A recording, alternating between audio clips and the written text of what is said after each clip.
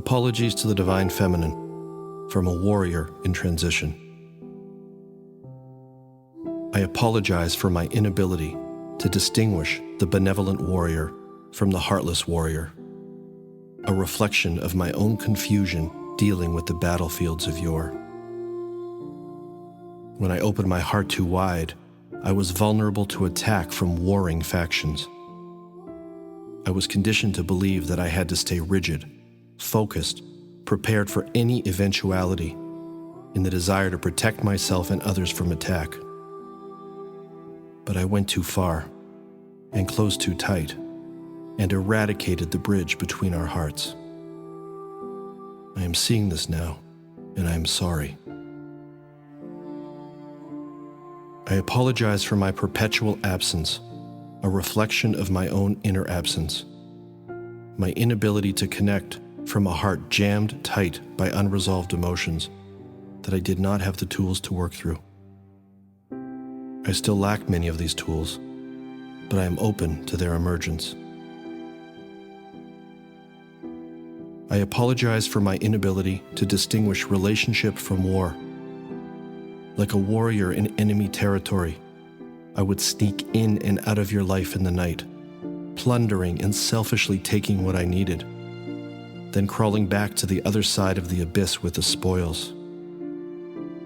I gave little back for fear that I would become vulnerable to attack. I had war on the brain, and I could not see the river of love waiting on the other side of the battlefield. I now recognize that love is the antidote for the armored warrior, but I could not drink the antidote in my driven state. I apologize for not seeing you, my eyes blinded by congealed rage and unshed tears. If it's any consolation, and I imagine it is not, I could not see myself either.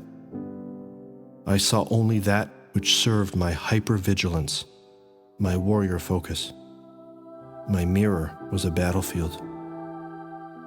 I apologize for my ungrounded materialism, my power-driven tyrannies, my obsession with accumulation. Somehow I imagined that accumulation would protect me and those close to me. But I failed to recognize that it just perpetuated the madness. I also apologize for my egoic abuses, a reflection of my own misguided ego, pumped up to deal with an inherently competitive world. I couldn't distinguish the healthy, confident ego from the cocky, unhealthy ego.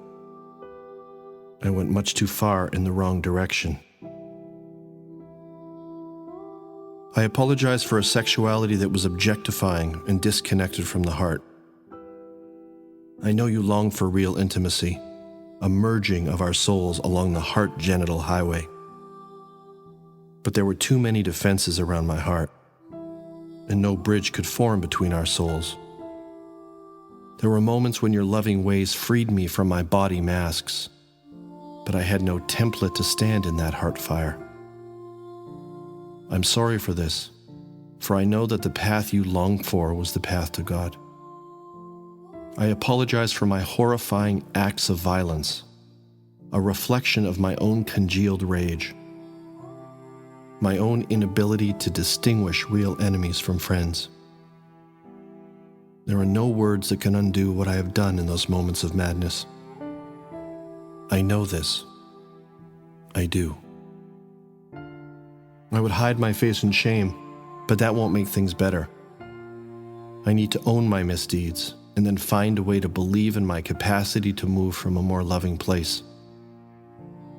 I call out to other male warriors to be accountable for the actions of our gender, not in a way that is self-hating, but in a way that is courageously self-honest and genuinely compassionate. The heartfelt warrior acknowledges the error of his ways and has the courage to do all he can to make amends over time. I apologize for my inability to develop a conscious relationship. You were right there with your beautiful heart on your sleeve, but I was too attached to my individualism and afraid of this unknown terrain. I know the forests, the marketplace, and the ways of the outer world so well, but my inner geography is foreign to me. You called me to a place I was ill prepared to go, although I sensed, below the surface of my bravado, that you called me home. I am grateful for your willingness to believe that who I was in those rare moments of vulnerability was the real me. You were right. The real me lives inside of my heart. But a few moments now and then was the most I could handle. I saw you as dangerous, for in your presence I began to taste a surrendered way of being. Nonetheless, your faith in my goodness kept me going through many a battle and restored my faith in life when I most needed it. You were the light at the end of a barbaric tunnel, and I am blessed. I'm grateful that you stuck with me through thick and thin, and I also understand those times you had to give up and let go. I now recognize that there is a meaningful difference between a love ship and a relationship. Love alone is not enough. Without a shared willingness to become conscious, there can only be frustration. I was so often impossible, clinging to my unconsciousness like a soldier clings to his weapons. I recognize the courage it took for you to keep your heart open in the presence of my resistance. You had every right to seek an authentic relationship as your spirit was ignited in its presence. Your beautiful heart had every right to be met in its openness and willingness.